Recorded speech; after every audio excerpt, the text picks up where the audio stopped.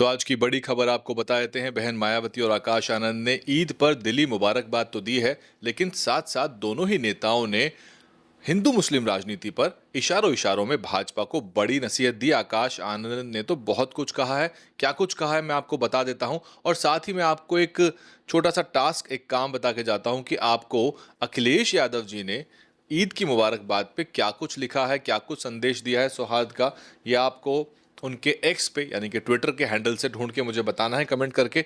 क्या बहन जी लिखती हैं, क्या आकाश आनंद लिखते हैं, एक बार क्विकली उसको देख लेते हैं। बहन जी लिखती हैं कि ईद अल अज़हा, जिसको बोलचाल की ज़ुबान में बकरीद कहा जाता है, दुनिया भर में रहने वाले सभी भारतीय मुस्लिम भाई बहनों व उनके परिवार वालों को दिली मुबारकबाद, और उसके साथ साथ सभी देशवासियों के खुशहाल और खुश जिंदगी के लिए शुभकामनाएं। सभी पर्व त्योहार पूरी शांति, आपसी सौहार्द और भाईचारे के साथ गुजरें तो यह देश व जनहित में हमेशा बेहतर होता है, ताकि देश प्रदेश के विकास व यहाँ के लोगों की तरक्की पर पूरी ऊर्जा, शक्ति और संसाधन लग सके। जैसा कि बीएसपी की यहाँ यूपी में रही चारों सरकारों में हमेशा से सभी सरकारों में दुर्लभ रही, कानून द्वारा कानून का राज के तहत पूरी तरह से सर्व समाज हितैषी, सर्व जन हिताय व सर्वजन सुखाय की बेहतरीन सरकार रही। तो बहन मायावती जी साफ कहती हैं कि जिस तरह हमारी सरकारों में, बसपा की सरकारों में सर्वजन हिताय सर्वजन सुखाय के साथ साथ सामाजिक सौहार्द और भाईचारे, अमन शांति, इस तरह की बात बहन मायावती खुले तौर पे करती हैं। और बहन जी खास बात यह है कि उनके ऊपर बहुत सारे आरोप लगाए जाते हैं, लेकिन मुसलमानों को लेके, मुस्लिम समाज को लेके जिस मुखरता से बहन जी मुद्दे उठाती हैं और बीजेपी को भी घेरती हैं, वो अखिलेश यादव कई बार करते नजर नहीं आते। हालांकि बसपा का सोशल मीडिया मैनेजमेंट बहुत अच्छा नहीं है, तो इसलिए बसपा उतना प्रोजेक्शन नहीं कर पाती है। सुनिए आकाश आनंद क्या कहते हैं। आकाश आनंद ने भी एक काफ़ी अच्छा ट्वीट लिखा, और आकाश आनंद जो है, जब वो भाषण देते हैं, वो उनका भाषण जो वो देते थे पहले, जिसके बाद उनको निष्कासित किया गया, वो भाषण काफ़ी अच्छे थे और उनकी शैली भी धीरे धीरे बेहतर होती गई थी। वो कहते हैं कि आप सभी को ईद उल अज़हा की दिली मुबारकबाद। कुर्बानी का यह पाक त्यौहार हमें त्याग, भाईचारे और इंसानियत का पैगाम देता है। आदरणीय बहन कुमारी मायावती जी के 4 बार के शासनकाल में हर खासो आम के घर में बरकत, हर दिल में अमन और हर बस्ती में खुशहाली थी। हमें एक बार फिर वैसा ही प्रदेश बनाना है। बीएसपी अपनी सर्व समाज हितैषी सरकार के लिए आज भी प्रतिबद्ध है। आज जब देश में नफरत की राजनीति हो रही है, भाई को भाई से लड़ाया जा रहा है, और ऐसे में ईद का ये पैगाम और भी ज़रूरी हो जाता है। परम पूज्य बाबा साहब का संविधान हमें सिखाता है कि इस देश में हर नागरिक बराबर है, चाहे उसका मजहब कोई भी हो, जाति कोई भी हो। हम उस राजनीति के खिलाफ हैं जो मंदिर मस्जिद में बांट कर वोट मांगती है। अब इससे बड़ा हमला बीजेपी की राजनीति पर नहीं हो सकता। जो पुराने चुनाव आप देख लीजिए, बिना सांप्रदायिक मुद्दों के, बिना ध्रुवीकरण के भाजपा की चुनावी दाल नहीं गलती। और सीधे तौर पर आकाश आनंद ने हमला बोला है हिंदू मुस्लिम और मंदिर मस्जिद के बंटवारे की राजनीति पर। इशारा साफ है उनका। उत्तर प्रदेश में जो ध्रुवीकरण की राजनीति होती है, जिसमें एक तरफ भाजपा एक तरफ सपा हो जाती है, लेकिन दिक्कत यह है कि ये सब ट्वीट में आ रहा है, ये सब वीडियो में आता, पीसी हो जाती, रोजाना बाइट अगर इसकी हो जाती, तो उत्तर प्रदेश में बीएसपी का वोटर तैयार बैठा हुआ है। 4 बार की सत्ता का सुख वो भोग चुका है, उसको पता है सत्ता क्या होती है। लेकिन खैर, बहरहाल हम उस भारत के साथ हैं जहां ईद, दिवाली और होली सब मिलकर मनाए जाते हैं। भारत एक रहे, मजबूत रहे, ईद मुबारक। तो आप देख सकते हैं साफ तौर पे किस तरह की जो बात है, बहुत सारगर्भित, डिटेल्ड, और केवल 2 शब्द नहीं कि ईद मुबारक लिख दिया और औपचारिकता पूरी हो गई, ऐसा नहीं। पूरी तरह से सामाजिक सौहार्द की बात, अमन चैन की बात, अपनी सरकारों में किस तरह से बहन जी ने जो अमन चैन और सामाजिक ताना बाना बुना था, जिससे प्रदेश के अंदर कोई भी सांप्रदायिक झड़पें, आपसी मनमुटाव, टकराव, एक दूसरे के धर्म को नीचा दिखाना, छीटाकशी करना, एक दूसरे के धर्मों पर टिप्पणियां करना, और ख़ास तौर से मुसलमानों को टारगेट करना, जिस तरह की राजनीति आपको देश भर में देखने को मिल रही है। अखिलेश यादव जी का ट्वीट निकाल के लाइए और मुझे बताइए उन्होंने क्या लिखा था। आपको समझ में आ जाएगा कि अखिलेश जी को बिना मांगे ही मुसलमानों का वोट मिल रहा है, जबकि बसपा जो है प्रयास कर रही है, लेकिन शायद उनके प्रयास या तो नाकाफी या उनका सोशल मीडिया मैनेजमेंट फेल है और उस पर काम नहीं किया गया।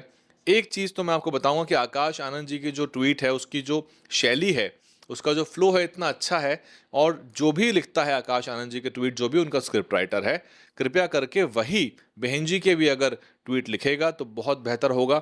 ये बहुत ही खराब, जो पाठन के हिसाब से, मतलब पढ़ने के हिसाब से जो रिटन फॉर्मेट होता है लैंग्वेज का, उसमें ये बहुत खराब लैंग्वेज मानी जाती है जो बहन मायावती जी के ट्वीट में निकल के आ रही है। इतने लंबे नेवर एंडिंग सेंटेंसेस, जबकि छोटे सेंटेंसेस का इस्तेमाल होना चाहिए, आम बोलचाल की सरल भाषा का इस्तेमाल होना चाहिए, अर्थात और इन सब चीज़ों को, जो क्लिष्ट हिंदी के शब्द हैं उसको अवॉइड करना चाहिए।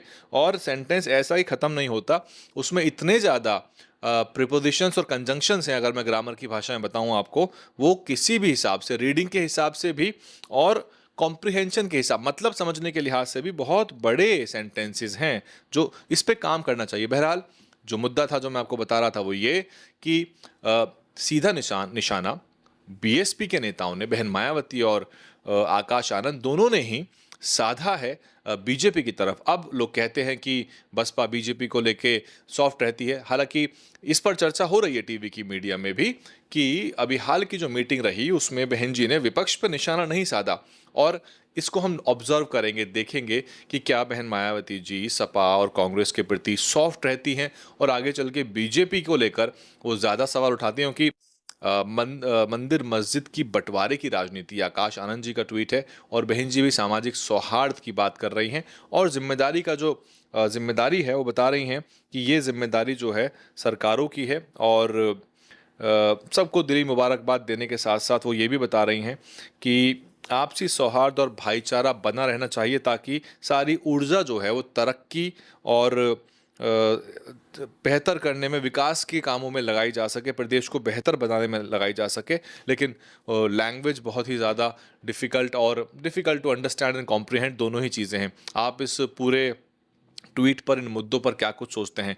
आपको क्या लगता है कि मीडिया इनको सही तरह से प्रोजेक्शन करेगा? वो बताएगा कि किस तरह से आकाश आनंद जी ने हिंदू मुस्लिम और मंदिर मस्जिद की बंटवारे की राजनीति पे सीधा हमला बोला है? निशाने पर कौन है ये बताने की ज़रूरत नहीं है, लेकिन बसपा को भी इस पे काम करना चाहिए। प्रोजेक्शन बहुत ज़रूरी है। आपने एक ट्वीट लिख दिया, इससे गांव देहात में आपकी बात नहीं पहुंच जाएगी। अगर मैं आज ही पश्चिम यूपी जाकर गांव में पूछ लूं कि बहन जी ने आज ट्वीट में क्या लिखा है, ईद पर बहन जी ने क्या बोला है, या आकाश आनंद ने क्या बोला है, शर्त लगा लीजिए 10 में से 9 लोगों को नहीं पता होगा।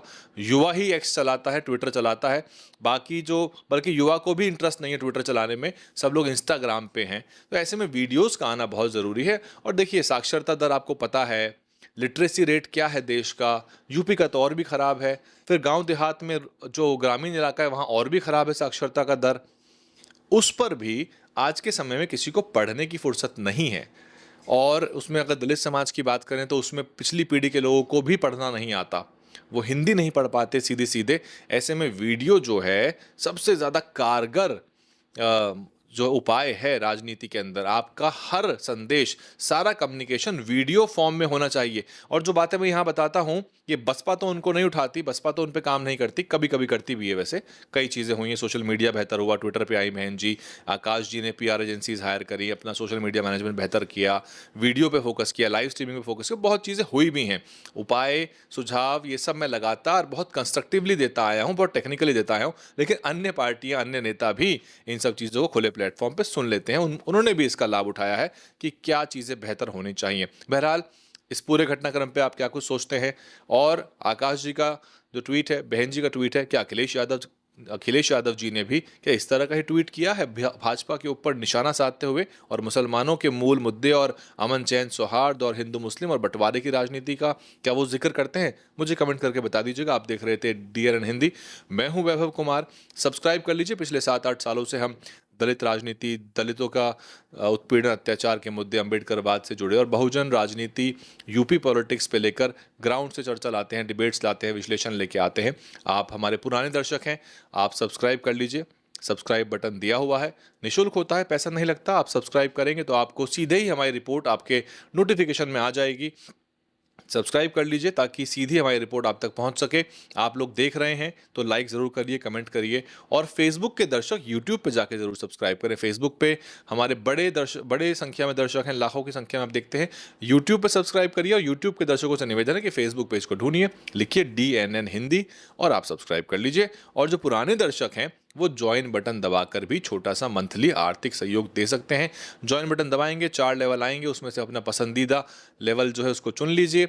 आप अगर हमें मंथली रेगुलर कंट्रीब्यूशन देते हैं तो वो बड़ा मील का पत्थर साबित होगा। आपके ऊपर बड़ा बोझ नहीं पड़ेगा, लेकिन बूंद बूंद से घड़ा भर सकता है। और जो कैमरे, लैपटॉप, गाड़ियाँ जो हमारी साल 2 साल में ख़राब होते हैं, टूटते हैं, उनको बदलने में आसानी होगी। और हम गांव देहात दूर दूर तक जाके जातीय अत्याचार उत्पीड़न की खबरें तो लाएंगे ही, साथ ही दलितों के मन में क्या है और मुसलमानों के मन में क्या है, ओबीसी के मन में क्या है। DNN हिंदी को सब्सक्राइब करने के लिए दबाएं लाल रंग का सब्सक्राइब बटन और घंटी का बटन दबाकर ऑल नोटिफिकेशन पर क्लिक करें। चैनल को जिंदा रखने के लिए नीले रंग का ज्वाइन बटन दबाकर चैनल को आर्थिक सहयोग करें।